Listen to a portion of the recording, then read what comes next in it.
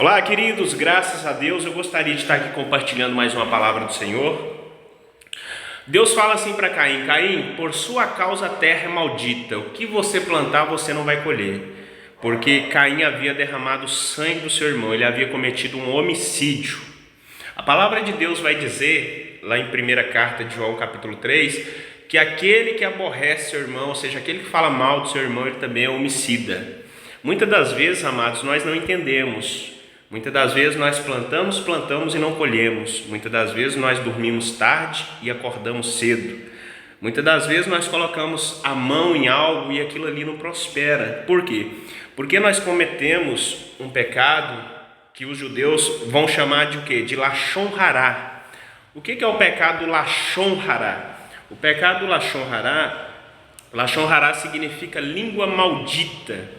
Significa, aliás, língua maligna, língua do diabo. Olha o que a palavra de Deus diz aqui, ó. 1ª carta de Pedro, capítulo de número 3, verso 10, diz assim, ó: porque quem quer amar a vida e ver os dias bons, refreia a sua língua do mal e os seus lábios não falem engano. Então ele está dizendo, porque quem quer amar a vida e ver os dias bons, tem que refrear a sua língua e os seus lábios não falam engano, ou seja, não falam mentiras, né? Por que o judeu ele prospera em tudo aquilo que ele faz? Você nunca vai ver um judeu falido, você nunca vai ver um judeu quebrado, você nunca vai ver um judeu passando necessidade mundo afora. Os judeus, eles é o povo mais próspero da face da terra. Se você for ver, Israel tem pouco mais de 70 anos que o país deles foi reconstruído. Por quê? Porque na verdade pessoas do mundo inteiro, judeus, descendentes de judeus, né, principalmente americanos, ingleses, os judeus estão espalhados por toda a face da terra, né? Deus falou que eles seriam uma grande nação e realmente em Abraão, Deus mandou Abraão olhar para as estrelas e olhar para o céu e ver a quantidade de pessoas que seriam a descendência deles. Então, estou falando rápido para mim encerrar esse vídeo em poucos minutos, porque senão fica muito grande, né? Fica muito extenso. Então, assim, é um povo, né, que está em toda a terra. Então eles se ajuntaram, os grandes empresários, e reconstruíram o país de Israel, né? Eles têm pouco mais de 70 anos. Eu costumo dizer que Israel não tem o que o Brasil tem, e é o que o Brasil não é. O Brasil tem o que Israel não tem e não é o que Israel é. 70%, né, de Israel é desértico, né? Só os outros 30% é que dá para aproveitar da terra. Mas esse povo, eles são tão inteligentes, mas tão inteligentes, que aonde eles colocam a mão, eles prosperam. E um dos seus requisitos para prosperidade é esse: evitar o pecado Lashon Hará. A Bíblia diz que Miriam ficou leprosa porque falou mal de Moisés, Saul perdeu a guerra porque falou mal de Davi. A Bíblia diz que José passou por toda aquela situação que ele passou porque falou mal de seus irmãos para o seu pai. Para você ver, o povo de Israel é um povo tão abençoado, é um povo tão próspero, né? A Bolsa de Valores em Manhattan, né, nos Estados Unidos, era para ser, na verdade, Nova York, né, mas é Manhattan lá. Então, por exemplo, a Bolsa de Valores era para ser aqui no Brasil, mas quando os judeus eles saíram lá de Israel, né, na diáspora, quando eles saíram refugiados, as suas embarcações vieram aqui para Porto de Galinhas, aqui em Pernambuco, né? Chegaram aqui, o que os brasileiros fizeram? Expulsaram eles foram rumo aos Estados Unidos, onde hoje se encontra a Bolsa de Valores. É um povo próspero, onde eles colocam a mão é abençoado, né? Certa vez, vou contar uma parábola aqui para você. Certa vez, um judeu, um rabino, o que é um rabino? Rabino é um mestre.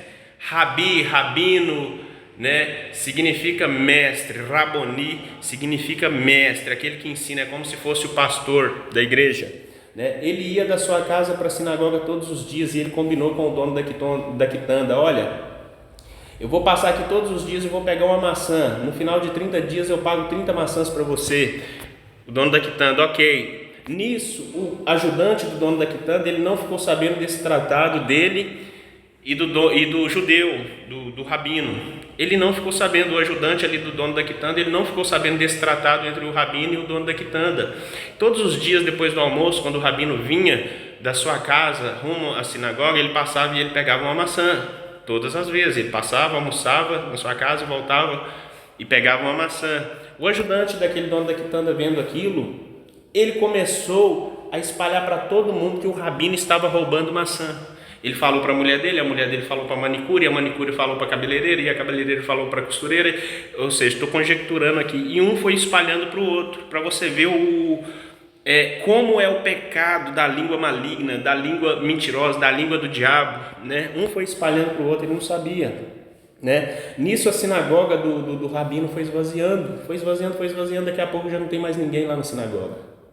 Aí o que acontece? Um dia o rabino ele foi e perguntou para algum membro, por que a sinagoga está esvaziando? Aí o membro foi e falou, sabe aquele ajudante lá, o dono da quitanda? Ele está falando que o senhor está roubando maçã, né?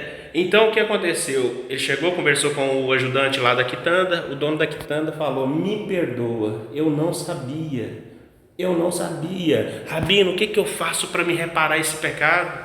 Aí o rabino inteligentemente, como todo judeu é inteligente, né, com seus provérbios, com seus ensinamentos, ele disse assim, vai lá no alto daquele penhasco, mostrou para ele um penhasco bem alto, falou, vai lá naquele alto daquele penhasco, pega um travesseiro de pena, chega lá você, quando bater um vento bem forte, você solta as penas. Beleza, ele foi lá, subiu com o travesseiro de penas, quando bateu aquele vento forte, ele foi, soltou as penas. Aí ele chegou perto do rabino, e agora, rabino, o que eu faço? Aí o rabino virou para ele e falou assim, agora você vai lá e junta todas as penas.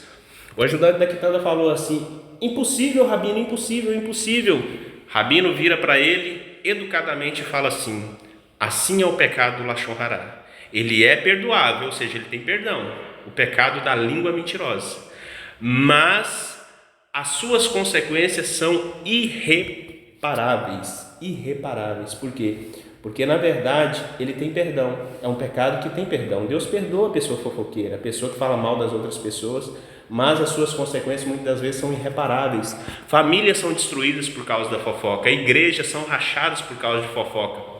Amigos de muitos anos não se falam por causa de fofoca, casais se separam por causa de fofoca. Então as suas consequências são irreparáveis.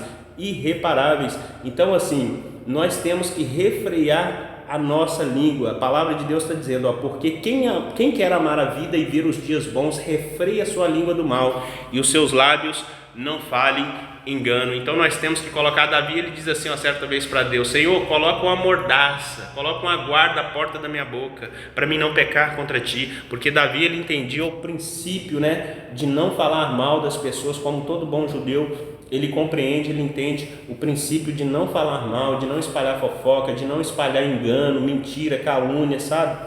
Porque essas coisas, infelizmente, elas destrói seres humanos, né? Destrói seres humanos. Então, é esse entendimento, é esse ensinamento para a nossa vida, da palavra do Senhor aqui nessa tarde. Espero que essa palavra te edifique aonde quer que você esteja, em nome de Jesus, seja de manhã, seja de tarde, seja à noite, não importa.